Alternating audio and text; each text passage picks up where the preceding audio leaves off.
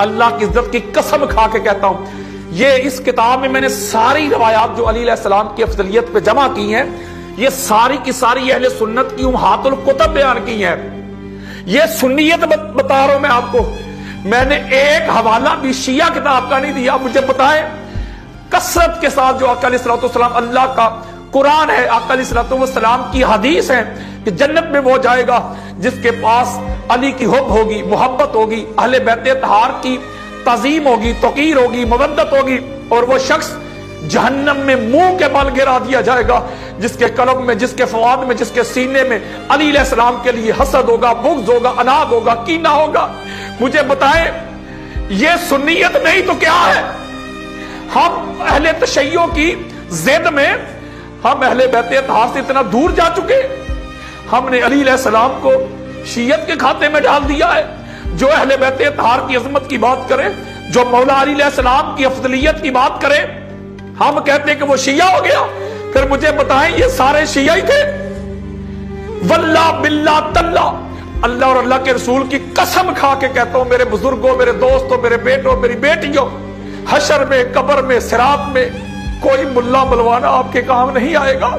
یہ سارا کچھ جو میں سالوں سے آپ تک پہنچا رہا ہوں، کنوے کر رہا ہوں، یہ سنیت ہی تو بتا رہا ہوں۔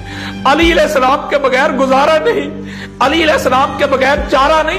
یہ کس نے آپ کو بتا دیا کہ علی علیہ السلام سے محبت کریں گے، ان کو ساری کائنات سے حضور کے بعد افضل مانیں گے تو آپ شیعہ ہو جائیں گے؟ یہ جو کچھ میں آپ کو بیان کر رہا ہوں، جو سنا رہا ہوں، جو پہنچا رہا ہوں، یہ سنیت ہی تو پہنچا رہا ہوں۔ توبہ کر لو، بچ جاؤ۔ اہل بیت اطہار کا بغض ہوگا، اگر علی علیہ السلام کا بغض ہوگا تو میں نے آپ کو 25 سے 30 آقا علیہ السلام کی حدیث بیان کی ہے۔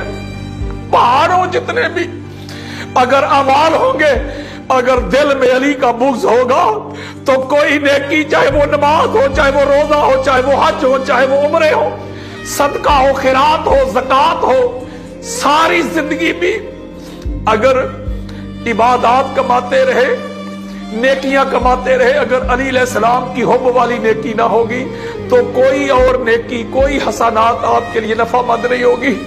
اور اگر علی علیہ السلام کی حب ہوگی، اہل بیت اطہار کی محبت ہوگی، مودت ہوگی، ان کی تعظیم، ان کی توقیر، ان کا ادب، ان کا احترام ہوگا، تو یہ وہ حسنات ہیں کہ یہ وہ سارے گناہ کھا جائیں گی۔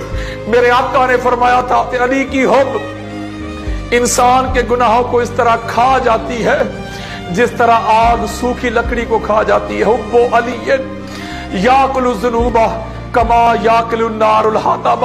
میرے آقا نے فرمایا تھا حب علی برات من النار، علی کی حب انسان کو جہنم سے دور کرتی ہے۔ حب علی برات من النفاق، علی کی حب منافقت سے دور کرتی ہے۔ میرے دوستو، علی علیہ السلام کی محبت اپنے دلوں میں بھر لو، حضور کی اہل بیت اطہار کی محبت مودت کو دلوں میں بھر لو۔ ان کے بغیر گزارا نہیں ہوگا، ان کے بغیر چارہ نہیں ہوگا۔ خدا کے لیے ان کو شیعہ سنی میں تلاش نہ کرو، ان کو تلاش کرنا ہے تو قرآن میں دیکھو اہل بیت کون ہے۔ ان کو جاننا چاہتے ہو تو مصطفیٰ سے پوچھو کہ اہل بیت کون ہے۔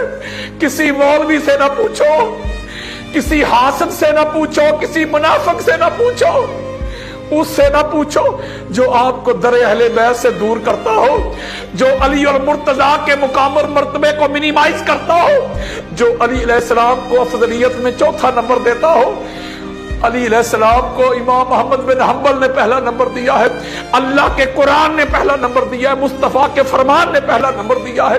اور علی جیسا حضور کے بعد پوری کائنات میں کوئی نہیں ہے۔ یہی عقیدہ آپ کو دنیا میں کامیاب کرے گا، یہی عقیدہ قبر میں کامیابی دے گا، اور یہی عقیدہ آپ کو حشر میں کامیابی دے گا۔ دعا کیا کرو اللہ زندہ رکھے تو اہل بیت کی محبت پہ، موت آئے تو اہل بیت کی محبت پہ۔